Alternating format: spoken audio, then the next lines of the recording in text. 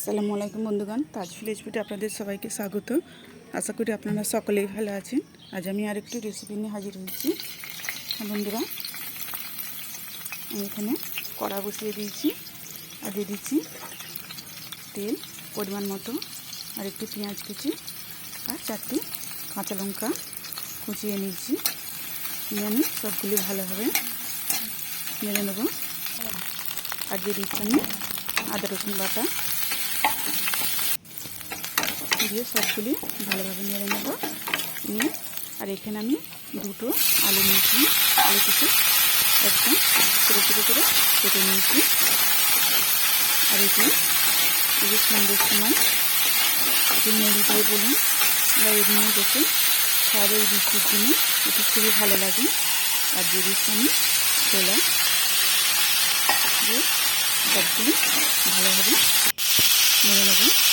এবার এর মধ্যে আমি দিয়ে দেবো মশলা, দিয়ে দিচ্ছি লঙ্কার গুঁড়ো, আর দিয়ে দিলাম হলুদ গুঁড়ো, নুন, আর দেবো জিরে গুঁড়ো দিয়ে সবগুলো ভালোভাবে আমি এবার মিক্স করে নেব।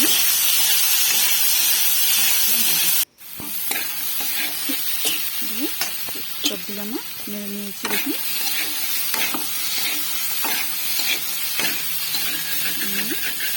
এটিকে ভালোভাবে সবগুলো মিক্স করে নেব মশলার সঙ্গে।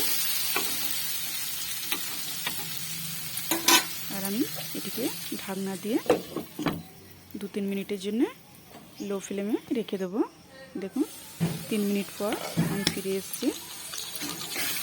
আমার আলুটা অনেকটা সেদ্ধ হয়ে গেছে আর কালারটিও চেঞ্জ হয়ে গেছে।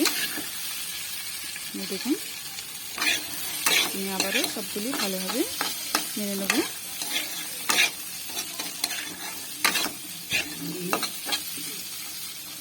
নেড়ে নিয়ে আমি আবার এটি ঢাকনা দিয়ে দিয়েছিলাম 2-3 মিনিটের জন্য। আবার ঢাকনা খুলে আমার পুরোপুরি আলুটি সেদ্ধ হয়ে গেছে আর ছোলাটিও আমার সেদ্ধ হয়ে গেছে। দেখুন কালারটিও কত সুন্দর চলে এসেছে।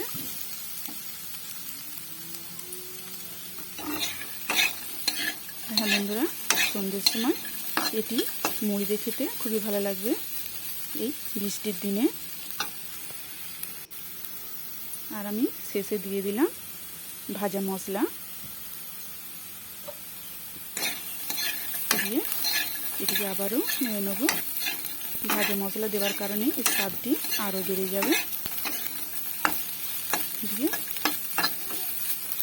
দেখুন এটি আমার রেডি হয়ে গেল। আমার ভিডিওটি যদি ভালো লেগে থাকে লাইক, কমেন্ট এবং সাবস্ক্রাইব করে বেল আইকন প্রেস করে অল করতে ভুলবেন না। প্লিজ সাবস্ক্রাইবটি করে দেবেন।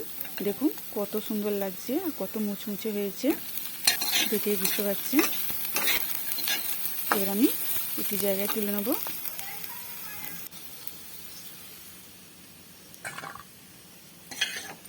ব্যাস এটি আমার রেডি হয়ে গেল।